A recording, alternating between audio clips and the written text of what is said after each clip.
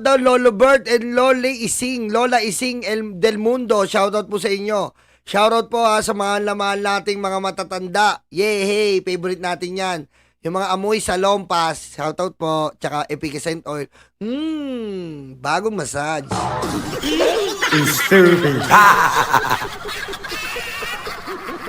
Shoutout po sa mga shoutout po tayo dyan sa mga matatanda natin na amoy efficient oil. Sarap-sarap yakapin. Para kang bagong massage, no?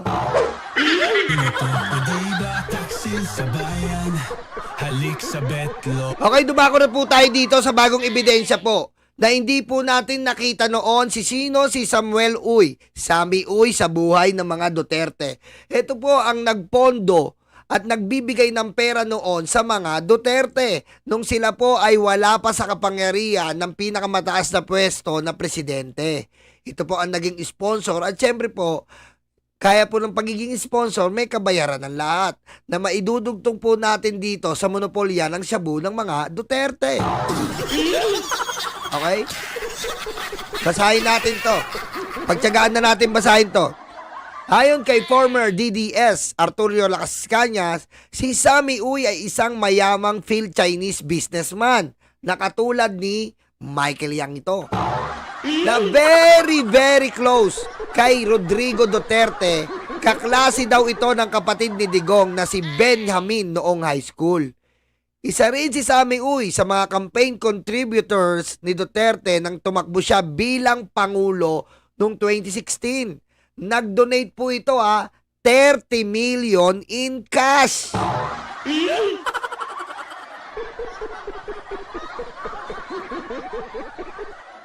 $30 million in cash. Ayon sa salin ni Duterte nung siya ay mayor pa ng Davao City, meron siyang utang na 1 million kay Uy. Si Uy ay may 7% pag-aari ng Honda Cars, General Santos at may negosyong export and import. Noong nagbisita si Duterte sa Japan para makipag-meeting kay Prime Minister Shinzo Abe noong October 2016, kasama niya si Sammy Uy at ang kanyang sapbongo. Oh my God. May mga picture po yan. Sa pahayag ni Trillanes noong 2017, alam nyo, wala na po kayong magagawa dito. Si Trillanes po, masakit man sa DDS, valid na si Trillanes ngayon. Kasi po, bakit siya valid? Napakulong niya si Digong. Wala kayong magagawa. Hindi nyo na pwedeng, mga DDS, makinig kayo sa akin. Listen, okay? Hindi nyo na pwedeng tawagin si Trillanes na fake news. Dahil napakulong niya po si Digong. Hindi po pwedeng i-fake news ang ICC. Sino ang fake news? Mga DDS. That's the real issue. And that's the reality. Hoy, pare Binirad, I love you. Thank you, pare. Itong si Sammy Uy ay allegedly nagdeposito sa mga bank accounts ng common law wife ni Duterte na si Hanilet Avencenia at sa 3 anak. Sabit si Sara dito. Ito po yung makakasama sa impeachment complaint ni Sara. Yari ka dito. Sara Duterte Carpio, Paulo Duterte at Sebastian Duterte mula 2011 hanggang 2013 na may total amount of 118 million. Tiba. Etheline Solis, kinig mode lang ako, Nyolo. Storbo trabaho, kayod mode muna, lola nyo. O, kita mo? Yan ang mga OFW natin. Tignan mo, malawak ang utak kayo. Kumita lang kayo ng konti, minamaltrato nyo ng Pilipinas. Inutil. Pero nyo po, nagdeposito to 118 million. See, the family Duterte is really involved in different kinds of drugs, you know. When it comes to drugs monopoly, Duterte is the one to be.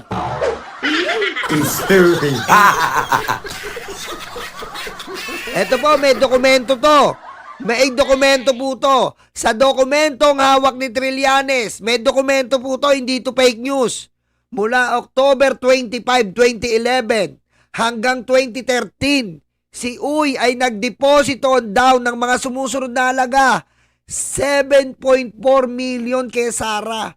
What the hell? Oh. Tingnan nyo ha, kung nagdeposito sa'yo, hindi ka tumanggi, kasama ka na, kunayb ka na. Kunayb ka na sa droga. Oh, si Tabingi, si Baste, 10 million, Tabingi. Si Paulo, Sindikato, 9.7 million. Si Hanilet, na ipinipilip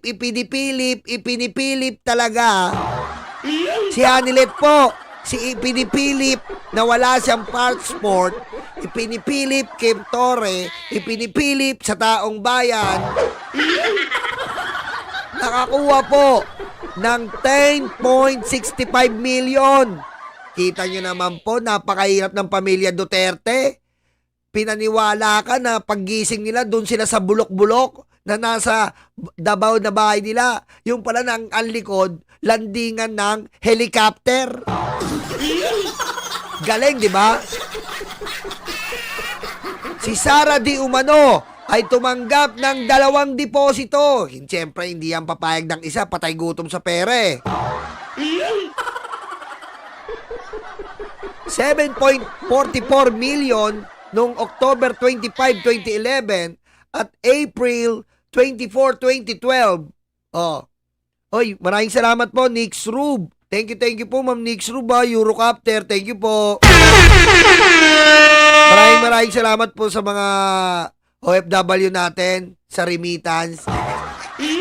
Stupid. Sa mga OFW dyan na nag-aabot, maraming salamat po. Ha, magkita-kita po tayo sa 28, Zero Remittance Day. Dito nyo na po ipadala. Okay? Itatabi ko po yan. Ha? Dito nyo na po ipadala. Okay? Yung mga OFW dyan, dito nyo na ipadala. Okay? Sa 28 pa. March 28. Oh, pamulalay, no? Oh. Please beware sa mga DDS na nagpapanggap na BMB sa name. Ginagamit ang name ng aming grupo para manira ang aming host na si Nyolo at BMB family po ay pro-admin. Opo, ginagamit po ang BMB. Ngayon, pag ginamit nyo po ang BMB, kasi po, pag sinabi ng BMB ganito, sinabi ko na rin yon. Ganun po yung namin yan, family kami. Ngayon, ginagamit po yung BMB yon na parang maging DDS. Sinasabi po sa akin, mabuhay ang Panginoong Duterte. Pwede ba naman sabihin ng BMB yon? Sikat na kami. Ginagamit na kami. Putik ko. Sikat na kami ha. Yung BMB, pinipake news na. Putik ha. Sikat ha. Autograph na. Sikat na ha. BMB no. Ayun no. BMB lakas no. Putik no. Biro mo. Pinipake news na tayo. Ang laing. Para na tayong congressman no.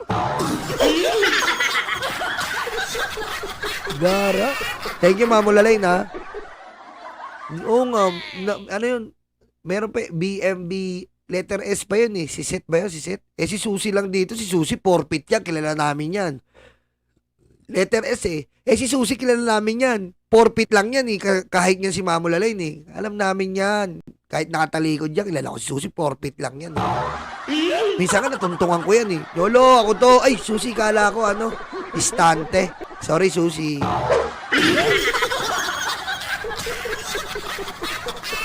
Si Alex, ganun din. Oh. Si Alex, minsan nga napagkamalan ko, doorknob. Uy, Alex, ikaw pala, sorry. Gara mo naman, Yolo.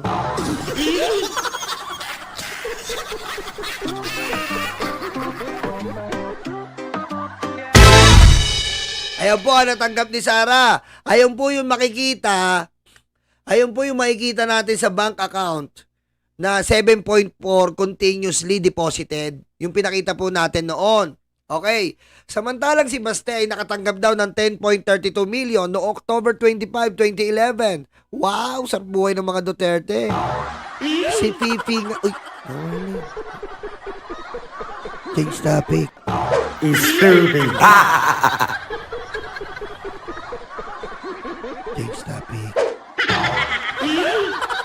April 10 at April 23, 2012 at October 22, 2012. Si Paulo nakatanggap, ito talaga, sobra-sobra natanggap nito. Si Paulo nakatanggap ng 9.7 million no October 25, 2011 at April 24, 2012. Samantalang si Hanilet at ID umano nakatanggap ng 10.65. Ayan po ha. Ayon sa testimony ni Trillanes sa Quadcom hearing ng House of Representatives noong nakaraang taon, that's the smoking gun.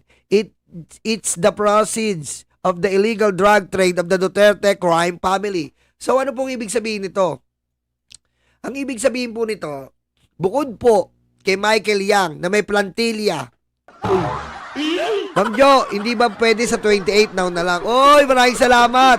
Raquel Perbera, maraming salamat. Oy, mga OFW ng DDS ha, mag-strike pa kayo. Okay yan. Okay yan. Dito na papadalaw. Mag-strike na kayo. Isang buwan. Isang buwan kayo mag-strike. Ha? Suportado namin kayo. Ha? Strike pa more. Dito pinapadalaw. Okay na okay.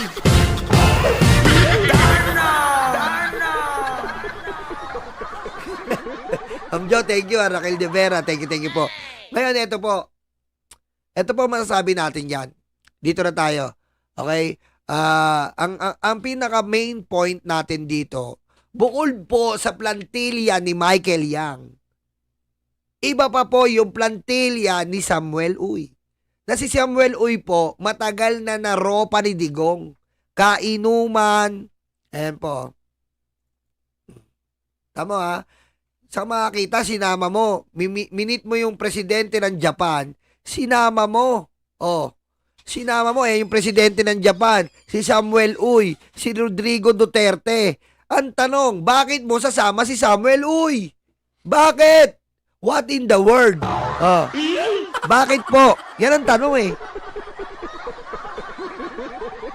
Oh. Bakit mo sasama si Samuel Uy? Kasi nga po, merong siyang utang na loob. Financer ni Digong yan. Financer ni Digong.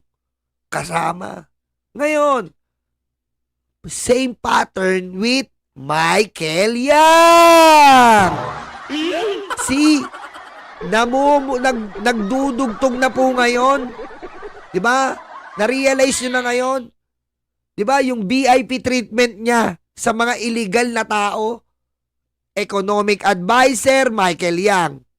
Duterte, Rodrigo Duterte.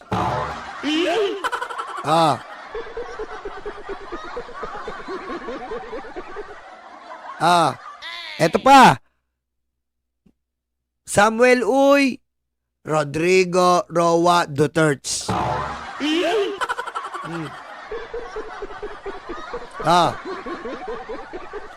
Ngayon, eto na po. Bakit ngayon tatravel si Pulong sa iba't ibang bansa?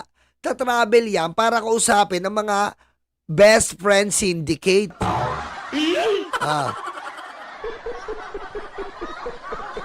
Tatravel yan para kausapin ng mga best friend syndicate. Dahil ang mga kaibigan ng tatay niya at kaibigan ni Pulong ay international syndicate.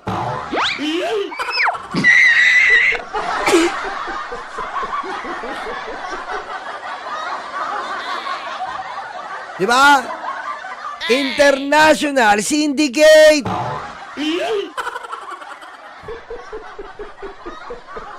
Oh. Yan po ang masakit na tanggapin. Na nabudol. Tayo po nabudol. Ha? Kasi kung hindi tayo nabudol, isa lang naman ang hamon natin kay Duterte. Iharap niya si Michael Yang, iharap niya tong si Samuel Uy. Then finish. Kapag mali kami, pipila kami sa luneta, ratratin nyo kami ng Armalite. Oh. Yun lang eh. Oh. Yun lang ang hamon natin dito. Oh. Iharap ni Duterte, ni Sara na lang, siya nakalabas ngayon. Iharap nyo si Michael Yang ngayon. Kapag mali, ang mga pinagsasabi namin dito, ratratin nyo kami sa Luneta. Lahat kaming sumusuporta dito ng mga vlogger. Oh. Ba't wala si Michael Yang ngayon? Ba't wala? Nasaan na sila? Nasaan sila Kenneth Dong? Nasaan sila Alan Lim? Wala na dito. Oh.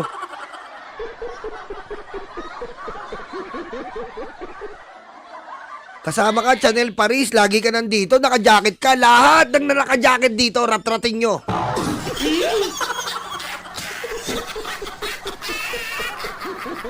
Yan, yung mga naka-jacket. Kaya nga kayo may blue kasama ko kayo, ayop kayo.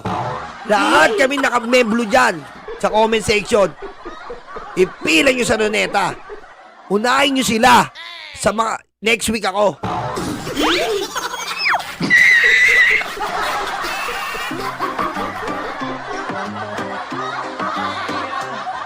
Oy mga alipin, mga uto-uto, paniwala sa news na gawa-gawa mo. Akala mo kung sinong mga Diba? Yun po ang main point natin ngayon. Ngayon mag-i-impeachment, Sara. Although hindi kasama si Michael Yang doon. Although hindi kasama si Samuel Uy doon. Pero the point is, if gusto mong malinis ang tatay mo, gaya nga na na-react natin kay Akop, iharap nyo si Michael Yang na nagnakaw ng pera ng Pilipino. Na nagnakaw ng pera ng Parmali. Okay? Oh, yung may isang Indian na empleyado ng Parmali, I think it is Indian Basta dalawang foreigner. Huhuli na ng Senado, pinatakas si Digong sa Davao. Oh, ba't ganon? Laging may portal sa Davao. Ano ba meron sa Davao? May portal ba yan na papuntang ibang bansa? Laging tumatakbo doon. Yung boss ng Pogo sa Pampanga, pumunta sa Davao, nahuli. Gusto tumakas sa Davao. Bakit sa Davao? Why Davao? Why? talino, pero bakit ngayon mukha kayong tanga at gago? The fake news yan, tinawag sa kongreso, nagtago sa lungga. Matapang lang talaga sa social media, pero sa personal ang pangit nila. Producer. Diba? Oh, ngayon magta-travel si Pulong. Ang sabi ni Pulong, let's vote in! Taran tan taran tan tan. Taran tan taran tan tan.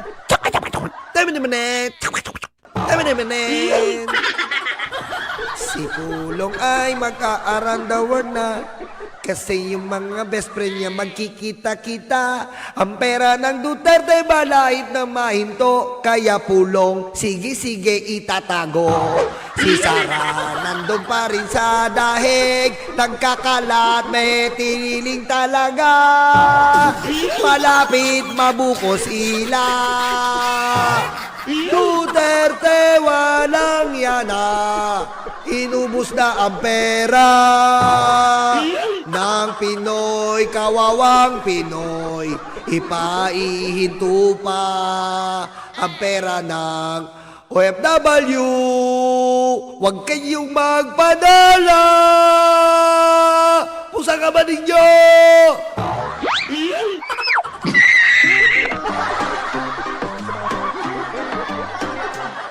Oy mga alipin, mga uto-uto, paniwala sa news na gawa-gawa mo. Akala mo kung sinong mga matalino, pero bakit ngayon mukha kayong tanga at gago? The fake news yan, tinawag sa kongreso, nagtago sa lungga. Matapang lang talaga sa social media. Kami ang bumbero ng Pilipinas, mga bayaning tagapagligtas. Ang paglilingkod sa amin ay likas. Ang bumbero ng Pilipinas, kami ang bumbero ng Pilipinas, mga bayaning tagapagligtas. Ang paglilingkod sa amin ay likas. Ang bumbero ng Pilipinas, ang bumbero ng Pilipinas, ang bumbero ng Pilipinas, ang bumbero ng Pilipinas, ang bumbero ng Pilipinas. Para sa mga maralita, may puso, may tapang, may Diyos.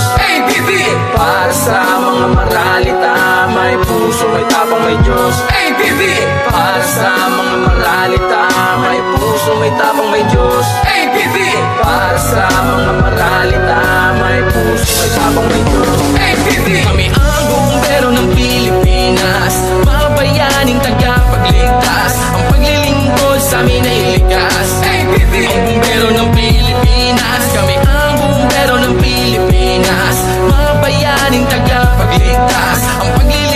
sa amin ay likas. ABB, ang bumbero ng Pilipinas. ABB, ang bumbero ng Pilipinas. ABB, ang bumbero ng Pilipinas. ABB, ang bumbero ng Pilipinas. ABB, ang bumbero ng Pilipinas.